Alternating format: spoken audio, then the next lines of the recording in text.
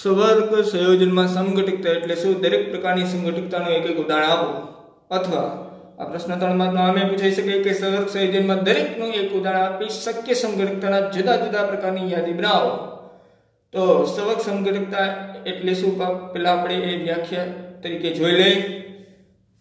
બે અથવા વધારે સવર્ગ સંયોજનના રાસાયણિક સૂત્રો સમાન હોય પરંતુ પરમાણુની ભિન્ન ગોઠવણીને કારણે, તો તમે જો આ બે સંયોજન છે એના રાસાયણિક સૂત્ર સરખા છે, આનું રાસાયણિક સૂત્ર પણ આ થાય અને આ સ્થિર સમઘટકનું પણ રાસાયણિક સૂત્ર આ જ થાય, પરંતુ એ સમઘટકોની અંદર પરમાણુની ગોઠવણી બંનેની અંદર ભિન્ન છે. કઈ રીતના? તો કે મધ્યસ્થ પરમાણુ પ્લેટિનમ સાથે બે Cl એક જ બાજુ ડાબી બાજુ જોડાયેલા છે અને આ મધ્યસ્થ પરમાણુ પ્લેટિનમ સાથે NH3 ના બે અણુઓ એક જ બાજુ જમણી બાજુ ગોઠવાયેલા છે, જ્યારે ટ્રાન્સ સમઘટકની અંદર એવા બે સમાન Cl પરમાણુ પરસ્પર વિરુદ્ધ વિકર્ણ પર ગોઠવાયેલા છે અને બે સમાન NH3 પરમાણુ પણ પરસ્પર વિરુદ્ધ વિકર્ણ પર ગોઠવાયેલા છે. એટલે બે સંયોજનોના આ રાસાયણિક સૂત્ર સમાન હોય પરંતુ તેમાં પરમાણુની ભિન્ન ગોઠવણીને કારણે એક કે તેથી વધુ ભૌતિક અથવા રાસાયણિક ગુણધર્મો ભિન્ન હોય.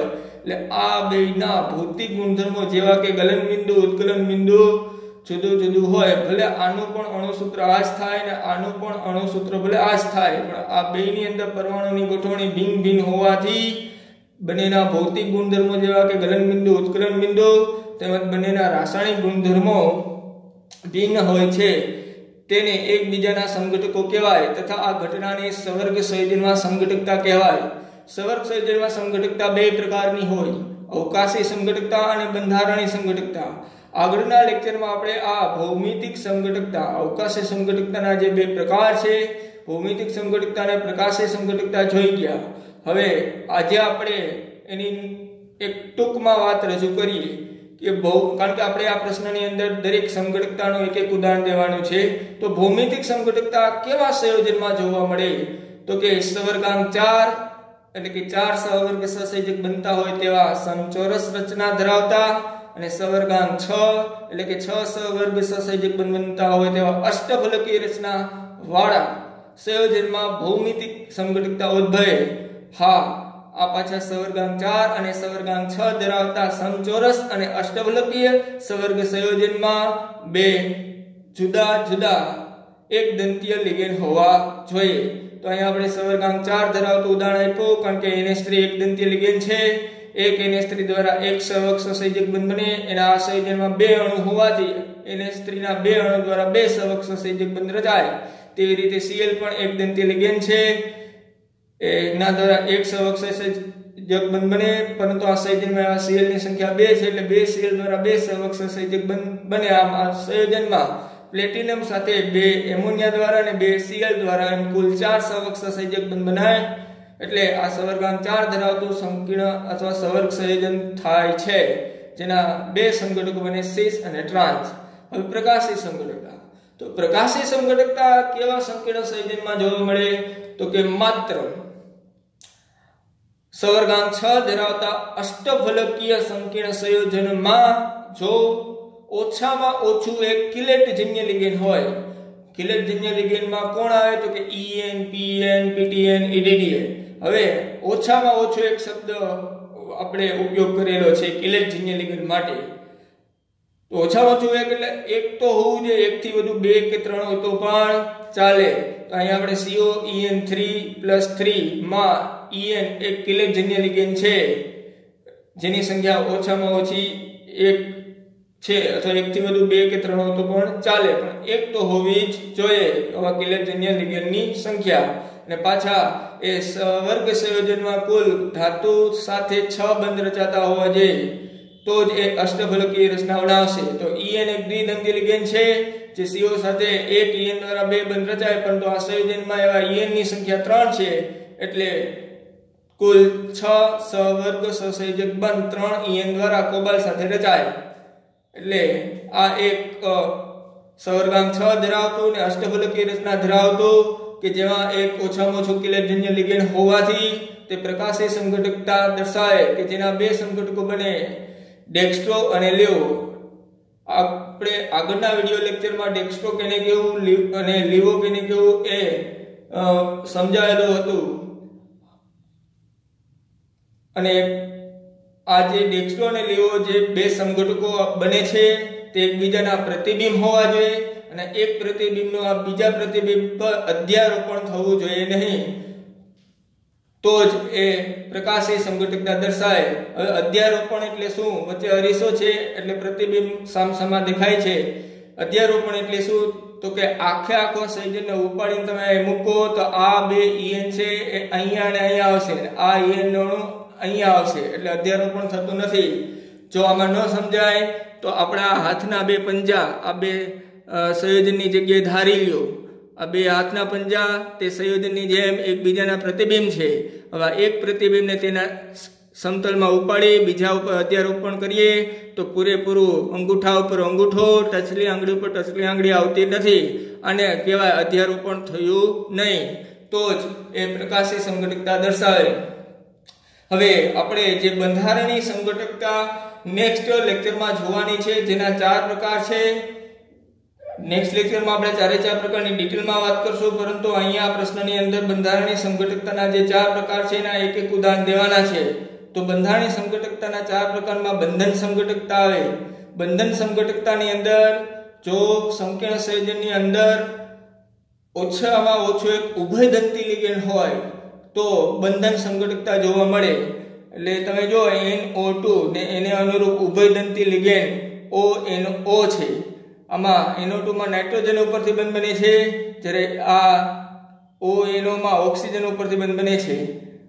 હવે સવર્ગ સમઘટકતા, સવર્ગ સમઘટકતા કેવા સંકીર્ણ સંયોજનમાં જોવા મળે? તો કે સવર્ગ વર્તુળ જ ધનાયન હોય અને સવર્ગ વર્તુળ જ ઋણાયન હોય। સવર્ગ વર્તુળ એટલે ચોરસ કાંસ, તો અહીંયા જો ચોરસ કાંસ જ આ સંયોજનમાં ધનાયન કોણ? તો આપણે એવું સમજાયેલું હતું કે કોઈ પણ સંયોજનમાં ડાબી બાજુ હોય ને એ ધનાયન, તો આ ચોરસ કાંસ જે ડાબી બાજુ છે એ ધનાયન તરીકે છે, એના પછી જે ચોરસ કાંસ જમણી બાજુએ છે એ ઋણાયન છે, એટલે સવર્ગ વર્તુળ એને કહેવાય ચોરસ કાંસને। તો સવર્ગ વર્તુળ જ ધનાયન હોય ને સવર્ગ વર્તુળ જ ઋણાયન હોય તેવા સંકીર્ણ સંયોજનમાં સવર્ગ સમઘટકતા જોવા મળે છે।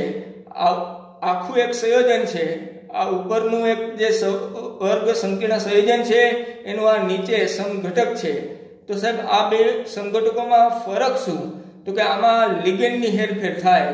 જેમ કે અહીં 6 CN છે એ ક્રોમિયમ સાથે જોડાયેલા છે, તો લિગેન્ડની આ ઉપરના સંયોજનમાં લિગેન્ડની હેરફેર થાય એટલે ક્રોમિયમ સાથે NH3 અહીંયા જોડાઈ ગયું, અને આમાં CO સાથે NH3 જોડાયેલા હતા, NH3 ઓલી બાજુ જાય તો કોબાલ્ટ સાથે CN જોડાશે, એટલે આમાં લિગેન્ડના હેરફેરથી આ સમઘટકતા જોવા મળે, જેની ડિટેલમાં આપણે નેક્સ્ટ લેક્ચરમાં વાત કરશું। બંધારણીય સમઘટકતાનો ત્રીજો પ્રકાર આયનીકરણ સમઘટકતા।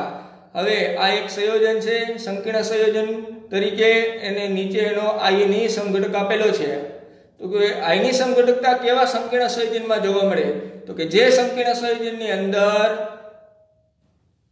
અણુ તત્વોનું વજનથી પ્રમાણ સરખું હોય। વજનથી પ્રમાણ એટલે આમાં 1 કોબાલ્ટ તો આમાં 1 કોબાલ્ટ, આમાં 5 એમોનિયા તો આમાં 5 એમોનિયા, આમાં 1 SO4 તો આમાં 1 SO4, આમાં 1 Br તો આમાં 1 Br। એટલે જે સંકીર્ણ સંયોજનના વજનથી પ્રમાણ સરખા હોય પરંતુ એવા સંકીર્ણ સંયોજનને જલીય દ્રાવણમાં ઓગાળતા જુદા જુદા આયનો આપે। જેમ કે આ એક આખું સંકીર્ણ સંયોજન છે જેને જલીય દ્રાવણમાં એક પાત્રમાં ઓગાળો તો આમાં Br- એક ઋણાયન તરીકે છૂટો પડે, જ્યારે એના જેટલું જ વજન પ્રમાણ ધરાવતો આ એનો સમઘટક જે છે એને એનાથી કોઈ અલગ પાત્રની અંદર પાણીમાં ઓગાળો તેમાં ઋણાયન તરીકે સલ્ફેટ SO4 છૂટો પડે છે। એટલે કે જે સંકીર્ણ સંયોજનના વજનથી પ્રમાણ સરખા હોય પરંતુ એના જલીય દ્રાવણમાં આયનીકરણ છે થી છૂટા પડતા જે આયનો છે જુદા જુદા હોય તો એમાં આયનીકરણ સમઘટકતા જોવા મળે। દ્રાવક મિશ્રણ સમઘટકતા, તો એવા સંકીર્ણ સંયોજન કે જેની અંદર દ્રાવક તરીકે H2 નો અણુ હોય તો એમાં દ્રાવક મિશ્રણ સમઘટકતા જોવા મળે, જેના બે ઉદાહરણ છે। હવે કોયડો 9.2 ચાલુ કરતા પહેલા મેં આગળના વિડિયો લેક્ચરમાં તમને આ સમજાવેલો હતો। આ પણ એક કિલેટ જન્ય લિગેન્ડ છે, P PH3, જ્યાં P એ ફોસ્ફરસનો, PH એ ફિનાઇલનો છે. ફિનાઇલ એટલે કે બેન્ઝીન. બેન્ઝીનને કેટલાક IUPAC નામમાં ફિનાઇલ કહેવાય, જેની અહીંયા સંખ્યા 3 છે. બેન્ઝીન વલય ફિનાઇલની ચક્ર સંખ્યા 3 છે અને અહીંયા ટ્વાઇસ. તો આવા કિલેટજન્ય લિગેન્ડ માટે આપણે એવી વાત કરેલી હતી કે આવા કિલેટજન્ય લિગેન્ડની સંખ્યા 2 હોય તો પૂર્વક તરીકે ડાયને બદલે બીસ બોલવું, એટલે આનું નામ થશે બીસ. પછી ટ્રાયફિનાઇલ અને P એટલે ફોસ્ફીન. આ રીતના આનું પૂરું નામ થશે. હવે આપણે જોઈએ કોયડો 9.2 સંવર્ગ સંયોજનના સૂત્રો નામ ઉપરથી લખો. તો ટેટ્રાએમાઇન એક્વા ક્લોરાઇડો કોબાલ્ટ 3 ક્લોરાઇડ. તો તમને ખ્યાલ આવવો જોઈએ કે આ કોબાલ્ટ એક સંક્રાંતિ ધાતુ છે, એટલે તરત જ એક સંવર્ગ વર્તુળ દોડો, કોબાલ્ટ અપનાવો અને આ જે ધાતુ હોય એની આગળ જે આવેલું હોય એ બધા લિગેન્ડ હોય. તો આમાં ટેટ્રાએમાઇન એટલે 4 NH3 લિગેન્ડ છે. એક્વા એટલે જો અહીંયા ડાય એક્વા ટ્રાય એક્વા નથી લખ્યું એટલે એક જ પાણીનો અણુ લખવાનો. પછી ડાય ક્લોરાઇડ નથી લખ્યું એટલે ખાલી ક્લોરાઇડો લખ્યું એટલે એક જ સીલ લેવાનો અને ચોરસ કૌંસ પૂરો કરી દેવાનો. પછી એને શબ્દ લખેલો ક્લોરાઇડ એટલે અહીંયા સીલ ગોઠવવાનો. હવે અહીંયા બહારની બાજુએ સીએલની સંખ્યા કેટલી આવશે એ કેમ ખબર પડે? તો કે આ જે ઓક્સિડેશન અવસ્થા છે ને કોબાલ્ટની એના ઉપરથી. પહેલા તો તમે અહીંયા એક જ સીએલ રાખ્યું, હવે અહીંયા 2 સીએલ આવે આપણે ખબર કેમ પડે? તો આ ઓક્સિડેશન અવસ્થા ઉપરથી તમે એટલું તો પહેલા લખી જ નાખ્યું CONH3 4H2Cl ચોરસ કૌંસ પૂરું બાય સીએલ. હવે તમે કોબાલ્ટની અવસ્થા ગણો તો આ તો તટસ્થ એક લિગેન્ડ છે એટલે એનો તો આખો વિદબર 0. H2 એક તટસ્થ લિગેન્ડ છે એટલે એનો આખો વિદબર 0. તો આની કિંમત -1 ને બહાર એક Cl છે એની કિંમત -1 એટલે -1 ને 1 અને -1 -2 બરાબરની પેલી બાજુ જાય તો +2 જ જવાબ આવે. એટલે પછી આપણે ખ્યાલ આવે કે જો અહીંયા આપણે ઓક્સિડેશન અવસ્થા સંયોજનમાં કોબાલ્ટની 3 લઈ આવી હોય તો Cl ની સંખ્યા 2 કરવી પડે. હવે 2 Cl ની સંખ્યા ગણ નાખો ને હવે નવેસરથી કોબાલ્ટની કિંમત ગણો. તો કે NH3 તટસ્થ લિગેન્ડ છે એટલે એનું મૂલ્ય 0 થાય. H2 તટસ્થ લિગેન્ડ છે એટલે એનું મૂલ્ય 0 થાય. આ Cl ની કિંમત -1 અને 2 Cl ની કિંમત -2 -1 -3 બરાબરની પેલી બાજુ જાય એટલે 3 જવાબ આવ્યો. એટલે આ ઋણ આયન એટલે પ્રતિ કોઈ સંવર્ગ વર્તુળના પ્રતિમાં રહેલો ઋણ આયન અથવા કોઈ સંવર્ગ વર્તુળના પ્રતિમાં રહેલો પોટેશિયમ જેવો ધન આયન એની સંખ્યા નામ ઉપરથી જ્યારે સંયોજન બનાવતા હોય ત્યારે સેટ કરવી પડે. એની સંખ્યા ક્યાંથી સેટ થશે? તો કે આ ઓક્સિડેશન અવસ્થા પરથી ઓક્સિડેશન અવસ્થા ગણ લેવાની. જો ન આવતી હોય તો આવા પ્રતિ ઋણાયન કે આવા પ્રતિ ધનાયનની સંખ્યા તમારે વધારવી પડે. હા, અને એક બીજી વાત, એવા પ્રતિ ઋણાયન કે એવા પ્રતિ ધનાયન જે હોય એ કોઈ દિવસ IUPAC નામમાં એમ નહીં બોલે કે ડાયક્લોરાઇડ, એ ખાલી એની સંખ્યા જ લખવાની હોય છે ક્લોરાઇડ. કા તો કે આજે તમે ઓક્સિડેશન અવસ્થા ગણી હોય ને એમાં એની સંખ્યાનું વર્ણન આવી ગયું હોય. Okay, potassium tetra hydroxido zincate 2.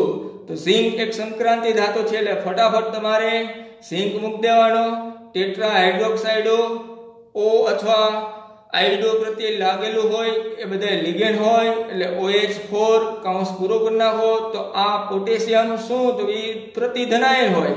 હવે પહેલા તો આપણે કે જ લખવાના, પછી તમે આ સંયોજનમાં એક પોટેશિયમ લખી ઝિંકની કિંમત ગણશો તો હાઇડ્રોક્સાઇડો તરીકે આનું મૂલ્ય એક દંતી ઋણ આયન પ્રકારનો લિગેન્ડ હોવાથી OH ની કિંમત -1 હોય.